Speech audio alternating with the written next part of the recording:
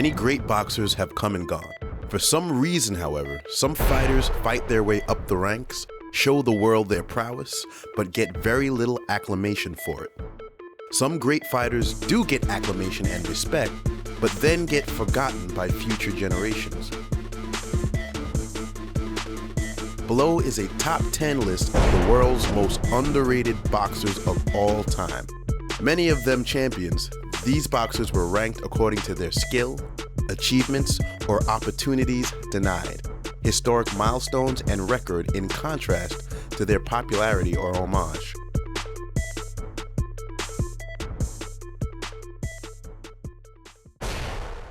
Number 10.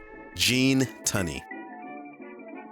In an action-packed era, this is a heavyweight champion with only one loss that he later avenged and never lost again. Gene Tunney was a former U.S. Marine who was the winner of one of the most famous and highest-paid fights in boxing history against Jack Dempsey, known as the Long Count. This fight, as well as the rematch, were the biggest fights in boxing for decades. Gene Tunney never fully got the respect that he deserved because he beat beloved American all-time favorite Jack Dempsey. He beat Dempsey for the heavyweight championship by unanimous decision twice. As previously stated, the only loss he ever had was a decision loss to Harry Greb, which he later avenged with a unanimous decision win. Tunney was Ring Magazine's very first Fighter of the Year in 1928. Gene Tunney's respect was slow coming because he was more of an intelligent fighter and didn't have the charm or the brutal, entertaining killer instinct as did the premier boxers of the day like Dempsey or Harry Greb. Regardless, he was eventually the man on top. Gene Tunney should have been held in much higher regard for his accomplishments. He beat the fiercest, most brutal and legendary fighters of his day like Greb and Dempsey, but with style and technique. However, because the people were looking for exciting slugfests, Gene Tunney has had a difficult time being a fan favorite and earning his true place in boxing history, with later generations forgetting him. Number 9. James J. Braddock. Many might be confused by this one at first because Braddock does get plenty of acclamation, but as a story, not as a boxer. Everyone knows the story of the Cinderella Man, but not many know or understand that he was always one of the most underrated men in boxing his entire career. He was counted out and never taken too seriously as a major contender, which is exactly why he was able to do what he did. Braddock was always plagued by injury and poverty, and consequently never was the boxer he could have been. Braddock's tale is an inspirational story of will, determination, and greatness. Even when his right hand was ruined, Braddock strengthened his left working on the docks and then used his left more when he returned to boxing. Braddock is nothing short of amazing. People quickly forgot that he went the distance with the champion, Tommy Loughran, a close fight, because his career started to slip badly immediately afterwards. It was in that fight that Braddock fractured his right hand in several places and became very depressed for losing that championship fight. He was also grappling with poverty and the ability to feed his family during the Great Depression. Consequently, Braddock lost quite a string of fights. He was devalued and never considered an elite top contender ever since. Usually when a boxer's flame starts to flicker out, it's gone. Braddock, however, made a most incredible comeback that most boxers can never boast of. It's probably the best comeback in boxing history. Braddock returned to boxing after years of struggling to knock out the highly respected John "Corn" Griffin.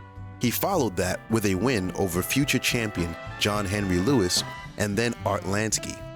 In 3 consecutive win fights, Braddock's name shot to the top. Braddock was still so underrated that he was still considered an easy tune-up fight for the star champion Max Baer.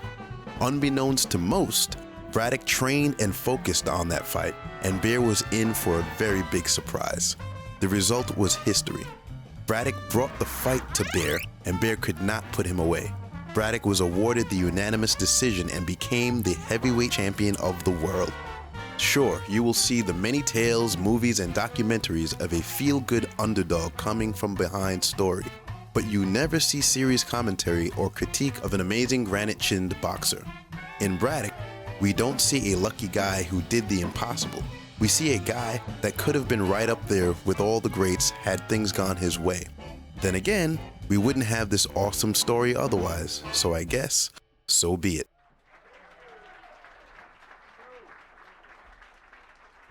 Number 8, Nicolino Locche. Look at his record. Nicolino Locche is an Argentine boxer from Italian descent who is a superstar in his country. He earned the nickname The Untouchable for his amazing defensive skills and reflexes. He was known to fight with his hands at his sides, much like Sergio Martinez from the same country of today's boxing field. He frustrated his opponents with his superior reflexes and defensive tactics, so bad that one fighter even quit.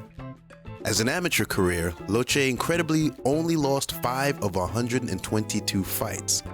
Locche's boxing style made him a legend, and he packed the house in Argentina.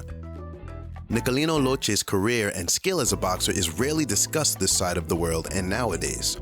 Regardless, Locche is still a legend, and his fighting style and his record will always be worthy of respect and remembrance. Locche is a boxing legend with an amazing record and a genius ability, but he is never discussed and is virtually forgotten. He has been left out of all discourse largely, and ironically because of his style that gave him his fame. In over 100 fights, he only has 14 knockouts. Because most boxing fans crave slugfest and sensational knockouts, much like Tunney, watching a technician at work has won him titles but left him in obscurity he doesn't deserve. Number 7, John L. Sullivan. There are many powerful reasons John L. Sullivan is on this underrated list. Here's the first reason. Sullivan, also known as the Boston Strongboy, is recognized as the very first heavyweight champion of gloved boxing. Sullivan reigned as champ from February 7, 1882 to 1892. Sullivan is also the last heavyweight champion of the bare-knuckle boxing era. So basically, Sullivan is a legendary bridge from the old to the new. The very last bare-knuckle champ, which is a huge historical milestone, and the very first glove champion, also a huge historical milestone, is one man. On top of all of that, he was the first American athlete to earn over $1 million ever. This is distinction. In his early days, Sullivan took his show on the road, touring his fights, and would pay any man to fight him for $500. Sullivan was also thrown in jail many times for fighting when boxing wasn't yet legal. Crossing over from bare-knuckle days to the modern era, Sullivan was a true pioneer and trailblazer in the sport. For several years, the Boston Strongboy reigned as an unbeatable juggernaut until suffering his first and only defeat to James J. Corbett. John L. Sullivan was world famous and is a historical figure important to history and the then evolving sport of boxing. We know the first president of the United States. We know who they tell us is the first man on the moon. We know many firsts. John L. Sullivan has earned many firsts and lasts and should be known for each. Number 6, George Dixon. George Dixon was the very first black world boxing champion in any weight class, while also being the first ever Canadian-born boxing champion. George Dixon is also credited by many as the inventor of shadow boxing. In a sport that has been so heavily dominated by black athletes in prior decades, it's ironic that the first black champion ever is so hardly known or ever discussed. Also, shadow boxing is widely known and used, but very rarely accredited to Dixon. Dixon was the first black boxing champion, the very first champion of multiple weight classes, and the first champion to lose and regain the title. He also defended his title more than any other champion. George Dixon was regarded as a boxer without a flaw. His story is intriguing and unprecedented, being able to break color lines and achieve what so many black athletes before him had never been able to do. In a time in which blacks were kept out of world title fights, Dixon stepped in and became world champ in multiple divisions, but his story is rarely ever told. Number 5, Charley Burley. Charley Burley was an African-American boxer who should be a lot more known than he actually is. He was a well-known legend, very well known among boxers, but they all avoided him strategically. Burley was the penultimate holder of both the World Colored Heavyweight Championship and the World Colored Middleweight Championship. Many boxing insiders referred to Burley as too good for his own good. Charley Burley was at the top of the field in a great competitive era in the 1940s. Among the boxers who ducked him were Jake LaMotta, Marcel Cerdan, Sugar Ray Robinson, and Billy Conn, to name a few. In some cases, in earlier years, you shouldn't necessarily judge a fighter by who he beat, but also by who refused to fight him. If Charley Burley fought any of the aforementioned fighters and won, he would have been catapulted into a different stratosphere, and he'd still be in discussion today. Some fighters use color lines as an excuse.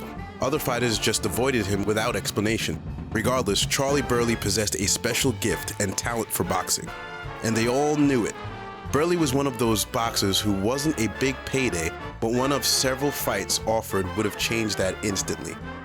He beat up on elite top contenders all career long, remained in the top 10 best, but was never given a chance for a title. If he was offered more opportunistic title fights, we would probably be ranking this man among the top 10 greats. Archie Moore, a legend whom Burley defeated, referred to Burley as the greatest boxer of all time. Number 4. Ezzard Charles. Mostly famous for losing 2 incredible wars with Rocky Marciano, most people don't remember that Ezzard Charles was just a light heavyweight who moved up to get title shots he wasn't being offered at lower weights. Also, for a brief stint, Ezzard Charles was the recognized heavyweight champ of the world in his own right. Charles was a gifted boxer who had an amazing amateur career. He had a perfect record of 42-0. He also won the Diamond Belt Middleweight Championship, the Chicago Golden Gloves, and the AAU Middleweight Championship. Most fighters can never boast of such a stellar amateur career. In 1940, Charles began his professional career, winning his first 15 fights without a loss. Just as he started to earn himself a name among the top fighters, he served in the military and didn't return to boxing until the war was over. If he hadn't served, he would have had much more success and notoriety in the sport than he already amassed. After serving in the military, Ezzard Charles returned to the ring as a light heavyweight and turned heads with wins over top contenders, including future legend Archie Moore. Charles couldn't score a title shot, so he moved up to the heavyweight division and continued to impress. Charles more than cemented the fact that he was one of the best fighters in the world en route to becoming a boxing legend. Charles fought his aging idol, Joe Louis, and outpointed him to become lineal champ of the world. The aging Louis, who was in the ring because of debt, would take another beating from Marciano next before he finally called it quits. When Charles began to age himself, he lost 2 of his rematches with Joe Walcott. Regardless, Charles hung on and fought his way back into top contention, including a knockout victory over Bob Satterfield. Even though he was truly a light heavyweight, Charles's dominance in the heavyweight division earned him a fight with his friend Rocky Marciano. If Charles had won either of his 2 fights with Marciano, what we know of him and how history remembers him would be completely different, to say the least. He would have most likely been considered one of the top 10 or 15 greatest boxers of all time. Unfortunately for him, he didn't win. He just came very close both times. Their last fight was almost stopped because of Marciano's badly damaged nose and face. Instead, Marciano was extremely tough and was able to hang on and endure the punishment until winning by KO. His accolades are impressive. Ezzard Charles beat legends like Archie Moore, Jersey Walcott, Charley Burley, and then gave heavyweight Rocky Marciano a brutal run for the money. Unfortunately, coming up short of a heavyweight title against the more famous Marciano has left him in obscurity, and staying in the game too long for financial reasons muddied up his record quite a bit. So newer generations may not be too impressed with a record containing 25 losses, even if he had over 90 fights. Regardless, boxing historians still regard Ezzard Charles as the greatest lightweight in boxing history. Number 3. Bobby Fitzsimmons. Bobby Fitzsimmons is a very special fighter and special to the sport for many not very well-known reasons. Bobby Fitzsimmons was a British boxer of Irish descent who is the very first 3-division champ of all time. He is also in the Guinness Book of World Records as the lightest heavyweight champion of all time. In addition to all of that, his fight in which he beat Bob K.O. Sweeney is considered the first filmed fight in boxing history. Bobby Fitzsimmons became an outstanding force to be reckoned with in developing a skillful style with a very unusually powerful punch, most likely a result of his days as a blacksmith. Fitzsimmons was winning his fights by punishing knockout, showing exemplary boxing talent and skill for the time. Fitzsimmons won the middleweight title by knocking out Jack Nonpareil Dempsey, not to be confused with the more famous Dempsey. He later jumped up in weight and won 2 different versions of the heavyweight title. Fitzsimmons eventually lost the title to boxing legend James J. Jeffries, who remained undefeated until he fought Jack Johnson in their world-famous fight of the century. In their second match, Fitzsimmons punished Jeffries badly, breaking his nose and cheekbones. It was so bad that throwing in the towel seemed like a good idea for Jeffries' corner. However, Jeffries was much bigger and much younger than Fitzsimmons and was able to survive to eventually win by KO. Fitzsimmons eventually defeated George Gardner for the light heavyweight title, making him the first 3-division champion in boxing history. Fitzsimmons, Roy Jones Jr., Michael Moore, and Michael Spinks are the only men to have the distinction of winning world titles in both the light heavyweight and heavyweight divisions. Having what is believed to be the first film fight in boxing history, being the first 3-division champ, and being the lightest heavyweight in history earns Fitzsimmons the right to still be relevant in present-day conversation. Fitzsimmons could have easily dominated the middleweight and lightweight divisions historically, but he moved up to fight bigger, stronger men and still came out a champion, and he was the first to do it. Number 2. Larry Holmes. Larry Holmes was a great American heavyweight boxer who did everything right and achieved more accolades than most, but unfortunately, he could never rise out of the shadow of Muhammad Ali. When it came to carving his own name into boxing history and respect, poor Larry Holmes could never get a break. Holmes was an excellent technical boxer with a dangerous jab. He was undefeated, taking on all challengers, and eventually grabbed the heavyweight championship clearly in his own lane.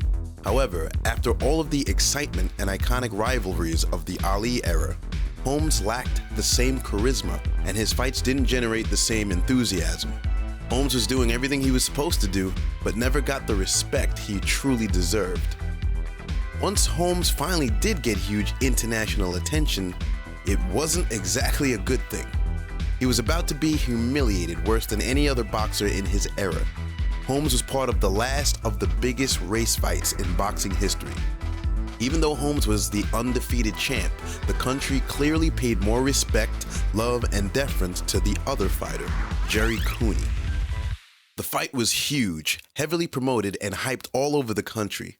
Gerry Cooney was a white, up-and-coming knockout artist quickly on the rise in the heavyweight division. Cooney was good, knocking out contenders with a powerful left hook, but was a bit overhyped, and Holmes knew it. Regardless, the media paid more attention to Cooney and focused on his chances. When an irritated Holmes tried to make a case for himself and downplay Cooney, America hated him more. There was something very dark about this fight, and the promoters intentionally played up the race card a little too much. Eventually, it was a monster out of control. On the day of the fight, the jam-packed arena was full of Hollywood stars and people from all over the world. It was before this massive, star-studded crowd that Holmes would be dealt another jaw-dropping insult. It's very well known that the reigning champ of each division gets announced into the ring last and honored as the champ, always and no matter what. Shockingly, however, they announced Holmes first and announced Cooney, who was not the champion, last to the ring with a hero's applause. It was one of the ugliest, most disrespectful moments in boxing history. It was shameful, but typical of the disrespect Holmes received his entire career long. To make a long story short, the fight wasn't close. Holmes dominated Cooney until his corner threw in the towel before he could be knocked out. Even though Holmes destroyed Cooney in one of the most hyped fights of the decade and with one of the highest purses, Holmes still walked out like a loser. The last frustrating detail to Holmes' career was the fact that he was a perfect, undefeated fighter en route to breaking Rocky Marciano's 49-0 record. However, literally on his 49th fight at 48-0, he lost by decision to Michael Spinks. Another feather in his cap, that flew away in the wind. Still in the game as boxing's elite and still hunting for glory and respect, Larry Holmes could at least boast that he has never been knocked out or put down on his back ever. And then a kid named Mike Tyson showed up. An older Holmes got knocked out early, flat on his back, by a young and powerful Mike Tyson roaring onto the scene. This was one of the only times he hit the canvas, and he went down to a kid that was en route to getting more press than he had ever gotten all career long. From the floor, Holmes realized that a new era in boxing had arrived, and these are the breaks. Holmes still won 21 of his next 24 fights and remained a relevant boxer until his retirement in 2002. Holmes' career surpasses many, but his accolades never seemed to match the acclamation he probably should have received. Number 1. Sam Langford. Sam Langford was a Canadian boxer who was one of the best of all time, also known as one of the best boxers of all time, who never won a world title. Sure, he pummeled several world champions and Hall of Fame boxers. However, he beat each of the title holders soundly, either right before they won the title or right after they had lost it. When boxers were on top holding titles, they ducked Langford like the plague. Unfortunately, no one ever gave him a shot when it mattered. What many people, including some boxing historians, don't remember is that Langford was actually one of the first black heavyweight champions of the world, but he never pressed for his title. Jack Johnson, the first black heavyweight champion, failed to meet his agreement with the National Sports Club, so they sent Langford, who was the top contender, to face the British world champion, William Iron Hague. Langford knocked Hague out clean in the 4th round and became the heavyweight champion of the world. When he returned to the West, he was just phased out. So technically, Jess Willard and Jack Dempsey weren't truly the next heavyweight champions because they should have fought Langford. This is huge. Sam Langford was one of those fighters who had to brawl to take whatever he could get. No one was going to protect him, make him a star, or do him any favors, so he fought whoever, wherever. He jumped up in weight divisions way more impressively than anyone could ever do today. Sam Langford fought contenders from lightweight on up to heavyweight and stung them all, which was incredible. Comparing Langford to nowadays standards would be like a guy who beat up on Darchinian, Marquez, Berto, Chad Dawson, Chris Arreola, David Haye, and with Mayweather, Pacquiao, Andre Ward, and the Klitschko's refusing to fight him while they were all holding belts. No fair at all, but that was Langford's life. Langford fought Tiger Flowers, the legend who put Harry Greb into retirement, and knocked Flowers out clean by the 2nd round. After crawling out of the ring from his beating from Langford, Tiger Flowers went on to become the world middleweight champion shortly thereafter. Heavyweight champ Jack Dempsey said it best when he said, "The hell I feared no man. There was one man I wouldn't fight because I knew he'd flatten me. I was afraid of Sam Langford." Langford fought a who's who's list of his era. Everyone knew him and everyone feared him. He's one of the few fighters to have beaten a list of world champions in several divisions without a title himself. If there ever was a boxer who deserved acclamation, despite accolades he could have easily attained if people weren't running in every direction away from him, it was Langford. Langford eventually stopped boxing because his eyes were too badly damaged from years of punishment. Unfortunately for Langford, he eventually died poor, blind, and forgotten. Most professional lists all recognize Langford as one of boxing's most underrated and underappreciated boxers of all time, but they still never put him as number 1, even on an underrated list, as if being phased out of a historical heavyweight championship after knocking out the British world champ doesn't qualify. Well, here you go.